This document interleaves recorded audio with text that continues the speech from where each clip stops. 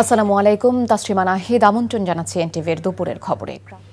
ইনকিলাব মঞ্চের মুখপাত্র শরীফ শহীদ ওসমান হাদির জানাজা অনুষ্ঠিত হচ্ছে জাতীয় সংসদ ভবনের দক্ষিণ প্লাজায়। অন্তর্বর্তী সরকারের প্রধান উপদেষ্টা ডক্টর মোহাম্মদ ইউনূস সহ অন্যান্য উপদেষ্টারাও জানাজায় অংশ নিয়েছেন। দুপুর 2টায় জানাজার সময় পূর্ব নির্ধারিত থাকলেও সকাল থেকে দেশের বিভিন্ন প্রান্ত থেকে নানা শ্রেণী পেশার মানুষ জড়ো হতে থাকেন মানিক মিয়া এভিনিউতে। সেখানে জোহরের নামাজও আদায় করেন মুসল্লিরা।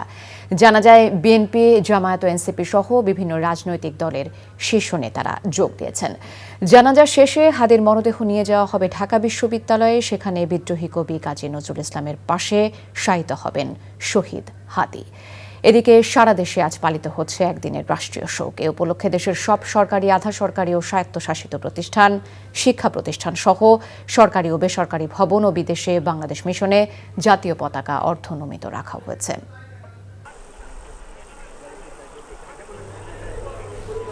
দর্শক, আপনারা দেখছেন শহীদ ওসমান গাজীর মরদেহ নামাজের জানাজার জন্য নিয়ে যাওয়া হচ্ছে।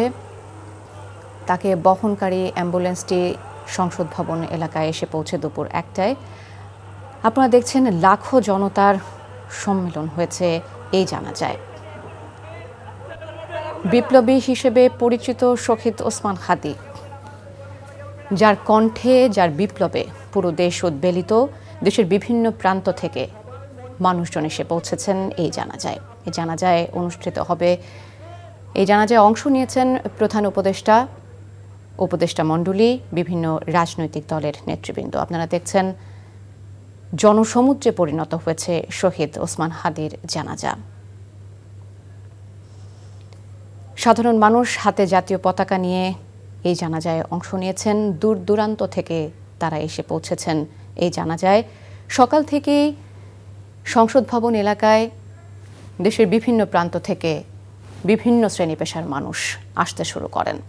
দুপুর 2টায় জানাজার পূর্ব নির্ধারিত সময় থাকলেও বিভিন্ন শ্রেণী পেশার মানুষ আসতে থাকেন সকাল থেকে। জুলাই বিপ্লবের সম্মুখ সারির যোদ্ধা বীর শহীদ শরীফ ওসমান হাদির নামাজের জানাজা আদায়ের জন্য সমবেত হয়েছে। তিনি শাহাদত বরণ করেছেন। আমরা আল্লাহর কাছে দোয়া করি আল্লাহ তাকে যেন শাহাদতের মর্যাদা দান করেন এবং তার জীবনের ত্রুটি বিচ্ছুতিগুলো আল্লাহ তাআলা মার্জনা করেন। আল্লাহ তার কবরকে জান্নাতুল ফেরদাউসের টুকরা বানিয়ে দেন এবং তিনি যে স্বপ্ন দেখেছিলেন আধিপত্যবাদ বিরোধী একটা ইনসাফ ভিত্তিক সমাজ যে প্রতিষ্ঠা করার স্বপ্ন দেখেছিলেন, তার পূর্ণতা দেওয়ার জন্য দেশবাসীকে আপনি তৌফিক দান করুন। সারা বাংলাদেশ আজ কাঁদছে। ধর্ম মন্ত্রণালয়ের নির্দেশনায় বাংলাদেশের গ্রামে গঞ্জে শহরে বন্দরে সব মসজিদে আমাদের ভাই জনাব শরীফ ওসমান হাদির জন্য দোয়া, খতমে কোরআন, জিকির আজকার সম্পন্ন হয়েছে। আমি তার জীবন বৃত্তান্ত পাঠ করছি। 1993 সালের 30 জুন ঝালকাঠি জেলার নলছিটি উপজেলার জন্ম নেওয়া কবি শরীফ ওসমান হাদি বাংলাদেশের স্বাধীনতা ও সার্বভৌমত্বের প্রতীক হয়ে উঠেছেন। তার ক্ষুরদার যুক্তি, দেশপ্রেম, মানবিক মূল্যবোধ, দৃঢ়তা দিয়ে তিনি দেশকে ভালোবেসেছেন। জান দেব কিন্তু জুলাই দেব না, এই স্লোগান বুকে ধারণ করা হাদি ছিলেন গুম, খুন ও বাংলাদেশের মানুষের গণতান্ত্রিক অধিকার কেড়ে নেওয়া ফ্যাসিস্ট আওয়ামী লীগের বিরুদ্ধে জুলাই পরবর্তী সবচাইতে তীব্র কণ্ঠস্বর। নতুন বাংলাদেশের সাংস্কৃতিক ন্যারেটিভ নির্মাণে শরীক হওয়ার জন্য প্রতিষ্ঠা করেছিলেন ইনকিলাব কালচারাল সেন্টার। বাংলাদেশের সার্বভৌমত্ব বিরোধী খুনিরা 12 ডিসেম্বর দুপুরে জুমার নামাজের পরপরই তাকে গুলি করে 18 ডিসেম্বর 2025 রাতে সিঙ্গাপুর জেনারেল হাসপাতালে শাহাদত বরণ করেন বীর ওসমান হাদি। ওরা ওসমান হাদিকে নিশ্চিহ্ন করতে চেয়েছিল, আর ওসমান হাদি হয়ে উঠলেন আমাদের সবচেয়ে বড় প্রতীক স্বাধীনতা এবং সার্বভৌমত্বের। আল্লাহ তাআলা ওনার মাগফিরাত করুন এবং বেহেশতের অসংখ্য নাজনে আমদ দিয়ে আল্লাহ তাকে সম্মানিত করুন, আমিন।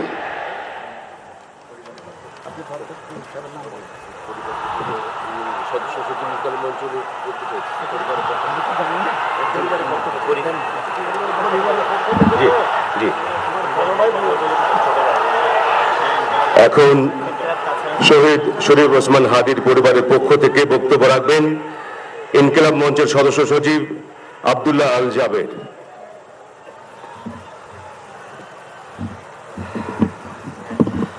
আসসালামু আলাইকুম। আমরা কি এখানে কান্নার জন্য এসেছি? আমরা এখানে কিসের জন্য এসেছি? আমার ভাইয়ের রক্তের বদলা নেওয়ার জন্য আজকে আমরা এই জানাজায় দাঁড়িয়েছি।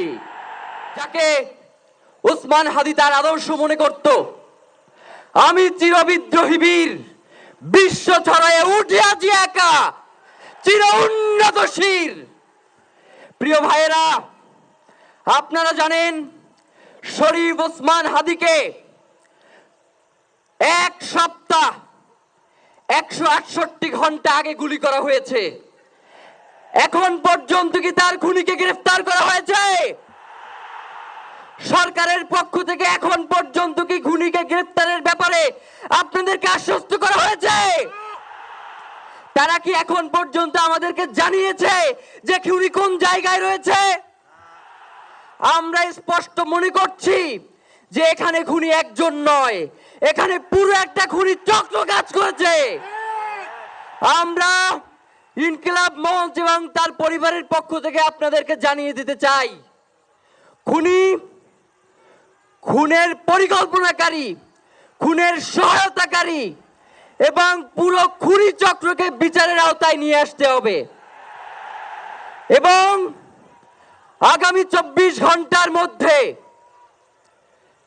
স্বরাষ্ট্র উপদেষ্টা এবং সহকারী উপদেষ্টা খোদাবক্স তাদেরকে জনতার সম্মুখে এসে তারা এই খুনের ব্যাপারে গত এক সপ্তাহ ধরে কি পদক্ষেপ নিয়েছে তা জনসম্মুখে জানাতে হবে।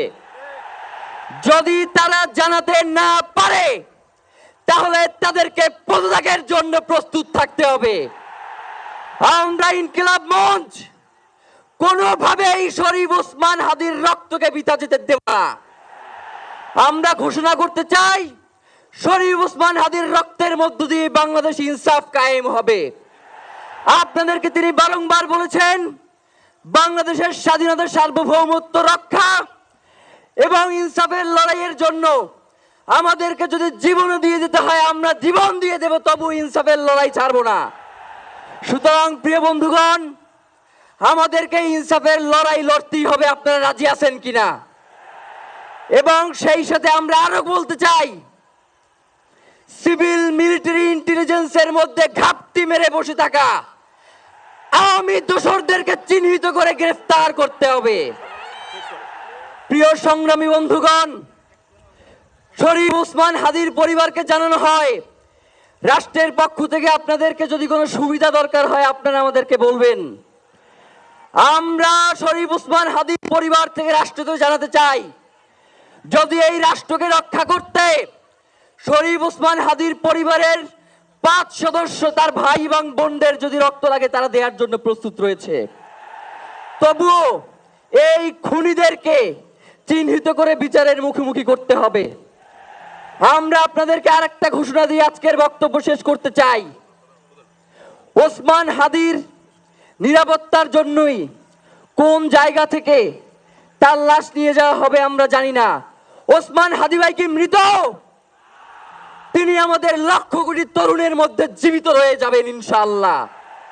আপনাদেরকে জানিয়ে দিতে চাই, কোনো ধরনের সহিংসতা ছাড়া আমরা যেহেতু ওসমান হাদির লাশকে আমরা জাতীয় কবি কাজী নজরুলের পাশে দাফন করার ব্যবস্থা করতেছি, আপনারা সবাই এই প্রোগ্রাম শেষে জনতা মিছিল নিয়ে শাহবাগে চলে যাবেন। আমরা ওখানে গিয়ে আপনাদের সাথে দাফনের পরে কথা বলবো। হয় বাংলাদেশের স্বাধীনতা, সার্বভৌমত্ব থাকবে, বাংলাদেশের ইনসাফ কায়েম হবে, নয়তো আমরা বাংলাদেশের জন্য রক্ত দেওয়ার জন্য সবাই প্রস্তুত রয়েছি। এবং ইনকিলাব মঞ্চ ব্যতীত কারো কোনো প্রোপাগান্ডায় আপনারা কোনো ধরনের সহিংসতার পথ বেছে নেবেন না। আমরা ইনকিলাব মঞ্চের পক্ষ থেকে আপনাদেরকে জানাবো কখন কি ব্যবস্থা গ্রহণ করতে হবে। আপনাদের সকলকে, এই লক্ষ লক্ষ মানুষকে, আজকে শরীফ ওসমান হাদির জন্য যারা এসেছেন, শহীদ শরীফ ওসমান হাদি, তাকে আমরা সবাই দোয়া করব এবং তার যেই লড়াইয়ের পথ, তার যেই সাংস্কৃতিক আন্দোলন, তার যেই আধিপত্যবাদের বিরুদ্ধে লড়াই, আমরা সকলে সেটাকে একসাথে প্রতিহত করব।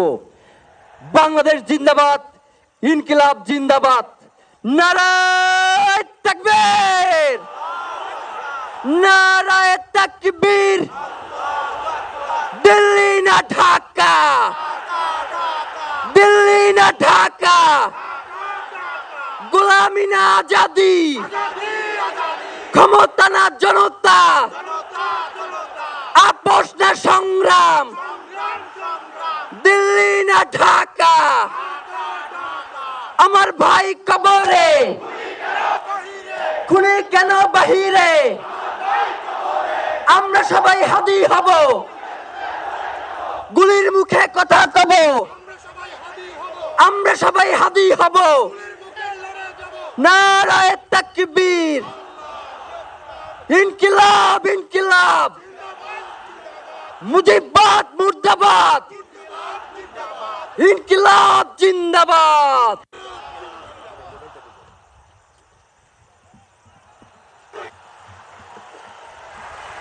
এখন বক্তব্য রাখবেন অন্তর্বর্তী সরকারের মাননীয় প্রধান উপদেষ্টা ডক্টর মোহাম্মদ ইউনূস। আসসালামু আলাইকুম। লক্ষ লক্ষ লোক আজকে এখানে হাজির হয়েছে, পথে ঢেউয়ের মতো লোক আসছে। সারা বাংলাদেশ জুড়ে কোটি কোটি মানুষ আজকে এই মুহূর্তের জন্য অপেক্ষা করছে। তারা তাকিয়ে আছে হাদির কথা শোনার জন্য। আজকে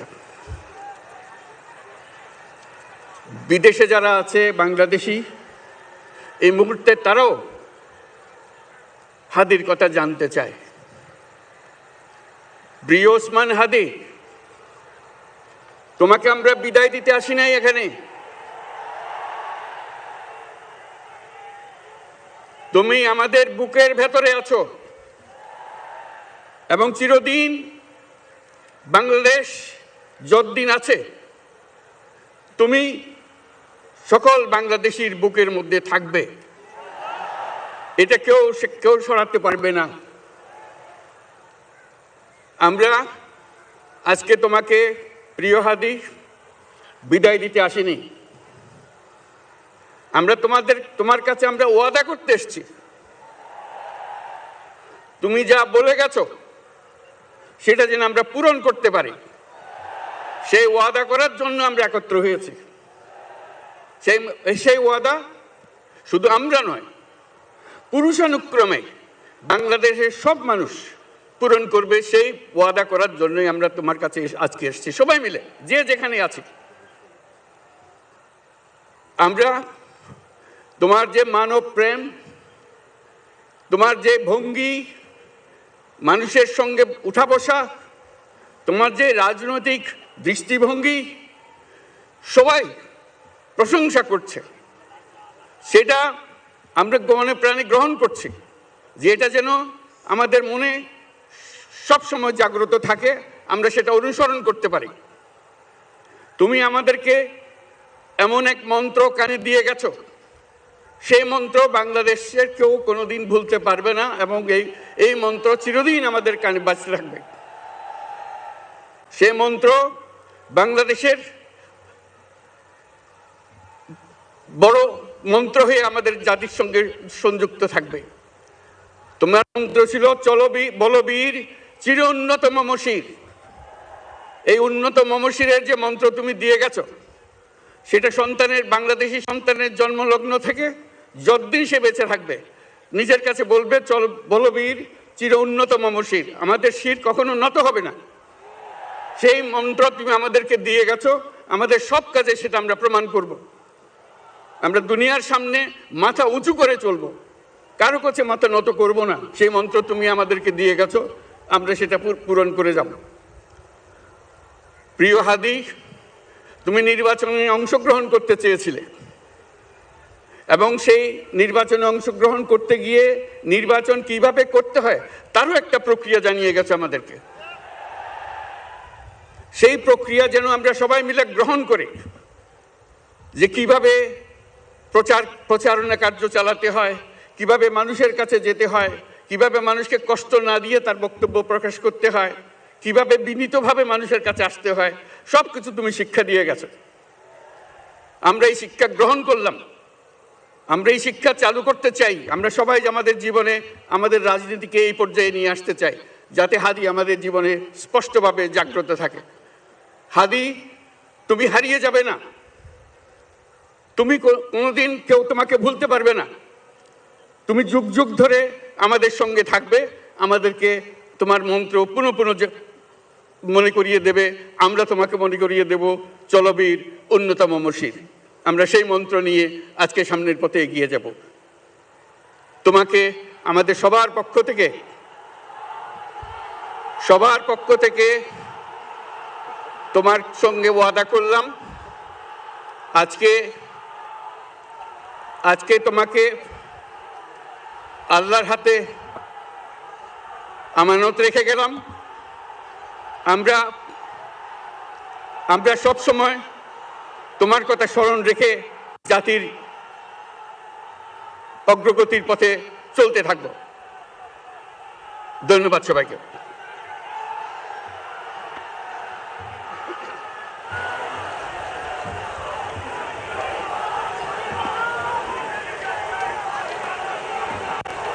উপস্থিত মুসল্লিবৃন্দ, এখন শহীদ শরীফ ওসমান হাদির বড় ভাই ডক্টর মাওলানা আবু বকর সিদ্দিক, অধ্যক্ষ বাঘিয়া আল আমিন কামিল মাদ্রাসা বরিশাল বক্তব্য রাখবেন এবং নামাজে জানাজায় ইমামতি করবেন।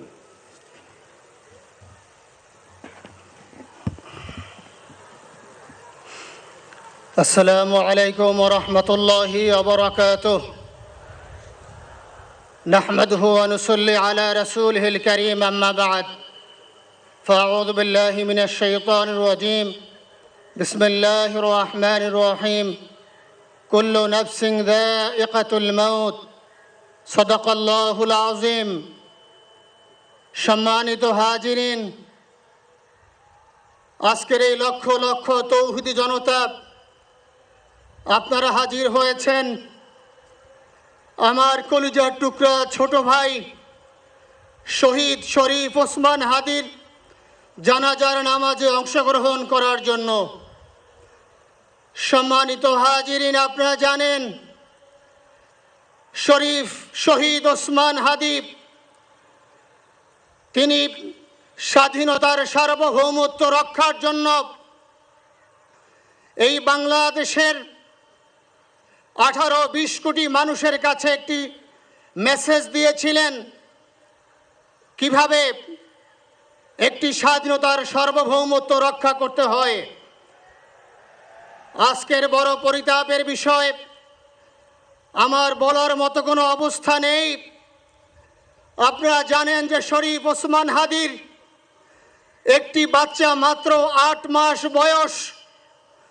ওর বাচ্চা যখন জন্ম হয়েছে আমাকে বলেছেন, ভাই আমার বাচ্চার জন্য একটি নাম নির্বাচন করেন, যেই নামের মধ্যে বিপ্লবী চেতনা থাকবে। আমার সন্তানের জন্য একটি নাম নির্বাচন করেন, যেই নামটা সাহসিকতার পরিচয় বহন করবে। আমি অনেক যাচাই বাছাই করে ওর সন্তানের নাম দিয়েছিলাম ফিরিনাস, বিপ্লবী এবং সাহসী। সম্মানিত ভাইয়েরা, আজকের ওর সন্তানের চেহারার দিকে তাকানো যায় না। আজকের আমার মা প্রায় পাগল হয়ে যাচ্ছে, জ্ঞান হারিয়ে ফেলছে। আমার ভাই বোন তারা পাগল হয়ে যাচ্ছে। আমার 6 ভাই বোনের মধ্যে সবচেয়ে ছোট ছিল শরীফ ওসমান হাদি। আজকের তার লাশ আমার কাঁধে বহন করতে হচ্ছে। আজকের আপনাদের কাছে আমার কোনো দাবি নাই, শুধু একটি দাবি। 7 থেকে 8 দিন হয়ে গেল দিবালোকে প্রকাশ্যে রাজধানী ঢাকায় জুমার নামাজের পরে খুনি প্রকাশ্যে গুলি করে যদি পার পেয়ে যায়, এর চেয়ে লজ্জার আমাদের আর কিছু নাই। যদি বর্ডার পাস হয়ে যায় 5 থেকে 7 ঘন্টা সময় তারা কেমন করে গেল, এই প্রশ্ন জাতির কাছে রেখে গেলাম। আমার কোনো চাওয়া পাওয়া নাই। আমার ভাই ওসমান হাদি শহীদ হয়েছে, ওর শহীদি তামান্না ছিল। আপনারা ওর বক্তব্য শুনেছেন, আপনারা শহীদ ওসমান হাদির টক শো শুনেছেন। ও সব সময় শহীদি তামান্না করত। হয়তো আল্লাহ তাআলা ওর শহীদি সেই মত নসিব করে দিয়েছেন। কিন্তু আপনাদের কাছে আমি এই ঋণ কোনদিন আমি ছাড়ব না। আমার ভাই শরীফ ওসমান হাদির বিচার যেন প্রকাশ্যে এই বাংলার জমিনে আমরা দেখতে পারি। ভাইরা আমার, 7-8 দিন হলো, এখনো পর্যন্ত আমরা কিছুই করতে পারলাম না। এই দুঃখে কলিজা ছিঁড়ে যাচ্ছে। আমরা ওসমান হাদির জন্য দোয়া করি, আমরা ওর সন্তান ওর স্ত্রীর জন্য দোয়া করি। ওর সন্তান মাত্র 8 মাস বয়স। গতকালকে যখন ওর কাছে নিয়ে আসছে, সবাই বাবাকে দেখাবে ওসমান হাদিকে। আমি বললাম কি লাভ হবে, ও তো কোনোদিন ওর বাবার চেহারা কথা বলতে পারবে না। ওর ছেলে আর কোনোদিন জানবে না যে আমার বাবা কেমন ছিল। ভাইরা আমার, ওসমান হাদি আর ফিরে আসবে না। ওসমান, তুমি দেখে যাও, লক্ষ লক্ষ জনতা, তৌহিদি জনতা তোমার জন্য পাগল। ওসমান, তুমি বড় নাই, তুমি আমাদেরকে পাগল বানাই দিয়ে গেছো। আল্লাহর কাছে আমরা সবাই দোয়া করি, আল্লাহ যেন আমার ভাই শহীদ শরীফ ওসমান হাদিকে জান্নাতুল ফিরদাউসের মেহমান হিসেবে কবুল করেন। আল্লাহ তাআলার কাছে দোয়া করছি, আয় আল্লাহ তাআলা, আমরা যারা বেঁচে আছি ঈমানের সাথে স্বাধীনতার সার্বভৌমত্ব রক্ষা করে তৌহিদের দ্বীপ বাংলাদেশকে যেন আমরা রক্ষা করতে পারি, সেই তৌফিক আল্লাহ তাআলা আমাদের নসিব করুন। আপনাদের সবার কাছে দোয়া চাচ্ছি। আমার মেজো ভাই ওমর ফারুক সাথে ছিল, ওর জন্য আপনারা দোয়া করবেন। আমার ছোট বোন মাসুমা অ্যাবনর্মাল হয়ে গেছে, তাকে চিকিৎসা করাচ্ছি, ডাক্তাররা বলছে অনেক বেশি সমস্যা। আমাদের পরিবারের জন্য একটু দোয়া করবেন। আমাদের আর কোনো চাওয়া পাওয়া নাই। শরীফ ওসমান হাদি, তুমি বেঁচে থাকো, আমরা ওর জন্য দোয়া করি। আল্লাহ তাআলা শরীফ ওসমান হাদিকে জান্নাতের সর্বোচ্চ মাকাম নসিব করুন, আমিন। আসসালামু আলাইকুম ওয়া রাহমাতুল্লাহি ওয়া বারাকাতুহু। জানাজার নামাজ শুরু হইতেছে। 4 তাকবীরের ফরজে কিফায়া জানাজার নামাজ আমরা আদায় করব।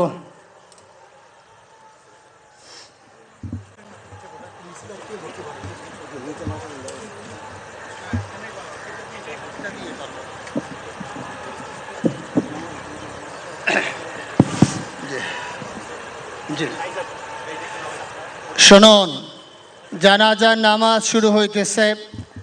4 তাকবীরের সাথে ফরজে কিফায়া জানাজার নামাজ কেবলামুখী হয়ে ইমামের পিছনে আদায় করতেছি। আল্লাহু আকবার। এভাবে আমরা নিয়াত করে নেব। যারা আরবিতে নিয়াত পারি তারা আরবিতে করব, যারা আরবিতে পারবো না তারা বাংলায় এভাবে বলে নেব। 4 তাকবীরের প্রথম তাকবীরের পরে আমরা সানা পড়ব। নামাজের মধ্যে যে সানা পড়ি এভাবেই সুবহানাকা আল্লাহুম্মা বিহামদিকা ওয়া তাবারাকা ইসমুকা ওয়া তাআলা জাদ্দুকা ওয়া জাল্লা সানাউকা ওয়া লা ইলাহা গায়রুক। দ্বিতীয় তাকবীরের পরে আমরা দুরূদ শরীফ পড়ব। তৃতীয় তাকবীরের পরে একটি দোয়া আছে, আল্লাহুম্মা গফির লিহাইয়িনা ওয়া মাইয়িতিনা, এই দোয়াটি আমরা পড়ব। চতুর্থ তাকবীরের পরে আমরা সালাম ফিরায়ে আমরা নামাজ শেষ করব। জানাজার নামাজ শুরু হচ্ছে।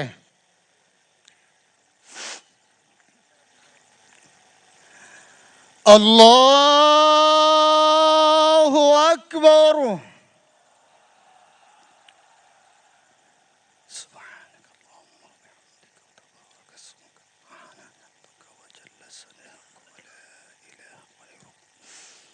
আল্লাহু আকবার। اللهم صل على سيدنا محمد وعلى آل محمد وعلى إبراهيم وعلى آل إبراهيم إنك حميد مجيد. اللهم بارك على محمد وعلى آل محمد كما باركت على إبراهيم إنك حميد مجيد. الله أكبر. اللهم اغفر لحينا وميتنا وشاهدنا وغائبنا وصغيرنا ذكرنا وانثانا. اللهم من أحييته منا فأحيه على الإسلام ومن توفيته منا فتوفه على الإيمان برحمتك يا أرحم الراحمين. الله أكبر. السلام عليكم ورحمة الله. السلام عليكم ورحمة الله. أشهد أن لا إله إلا الله.